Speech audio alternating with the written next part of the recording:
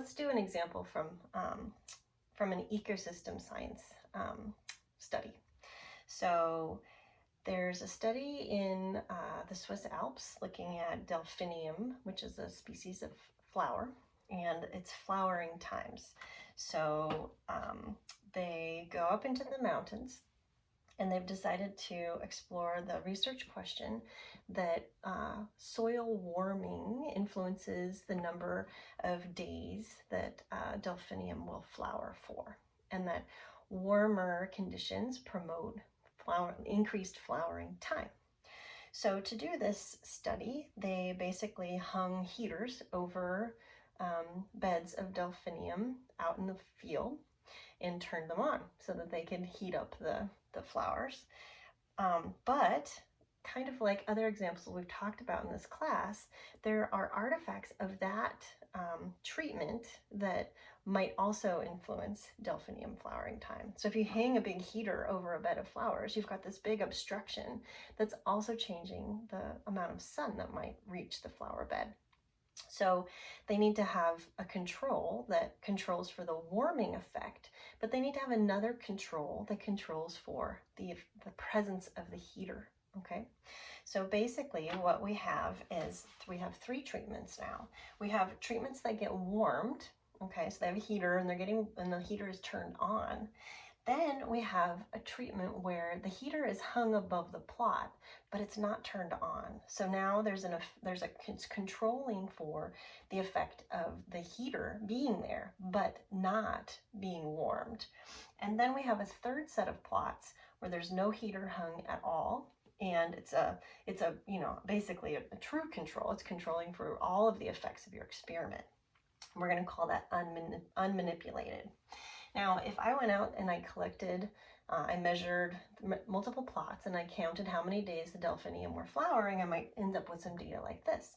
Now, you might look at these data and you might say, well, I don't know. I mean, it's just a bunch of numbers. There's a low 9 there, and there's a high 15 or 16 over there, but there's 12s everywhere, right? So you can't just look at the data and really see patterns. And this is why we need statistics, right? We can't just look at the data. So one of the ways we can look at the data is by looking at variation among the groups and variation within the group. So that's what Anova is doing for us. So to look at variation among the groups, what might we need to do? You can think about it. What you might want to do first is calculate the mean. So each group, you calculate its own mean. So for unmanipulated, the mean is 11.75. For control, the mean is 10.75. And for warmed, the mean is 14.0. Okay, so now looking at the means, we can see, well, on average, the warmed seem like they're flowering longer, okay, but we still can't know because we need to look at the variation within each group. Okay, so because we're using the F ratio, we're going to compare the variation among groups to the variation within groups, and that will tell us our F ratio, okay? So another thing that we need to know is the grand mean, and we're going to call that the big Y bar. In this case, that would be the mean of all of these data points, and the grand mean is 12.17.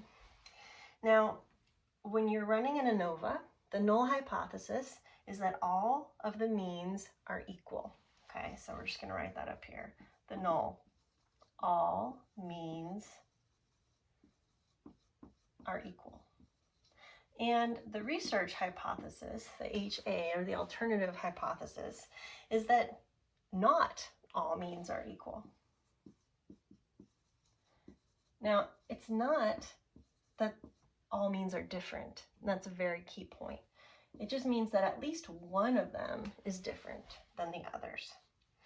Now, it makes sense when you're dealing with real numbers, but we need a way to deal with any type of data set, any size data set, any number of values, any sample size up to n, and any number of groups, because analysis of variance can have more than 3 groups. You can have 6, you can have 12, you can have lots of groups.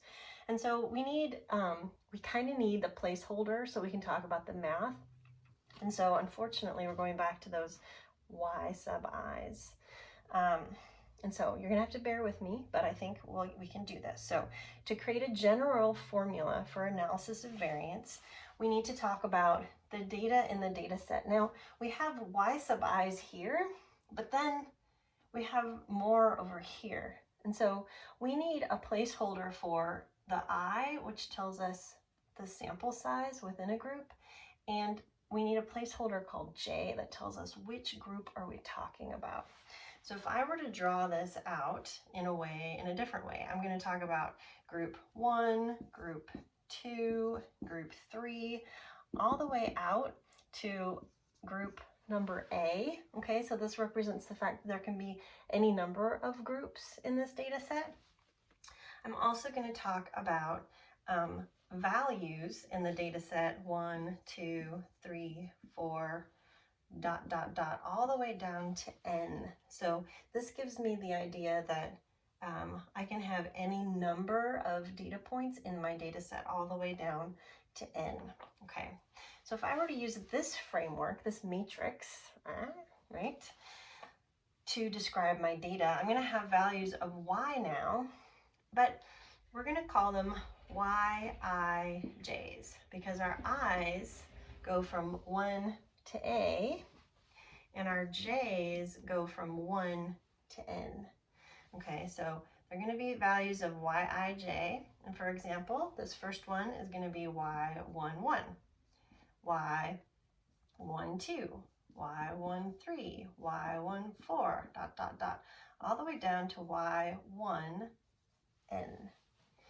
These are going to be y21, y22, y23, y24, ... y2n. Sorry, this is a little repetitive. Gives you a chance to keep up in your notes. y33, y34, ... down to y3n. And we can take these ... dots all the way over. This could be any value, ya1, ya2, ya3, ya4, ... yan. And you can see that because these can keep going in all these directions, our data set can be infinitely large. Well, not quite infinitely large. That would be overwhelming, but it could be very large, okay? And for each of these values, or each of these groups, we can calculate I'm just going to erase the kind of the ... dots here for a second to keep us a little simpler in our approach. And I'm going to recognize that I can calculate y bar for group 1, y bar for group 2, and y bar for group 3.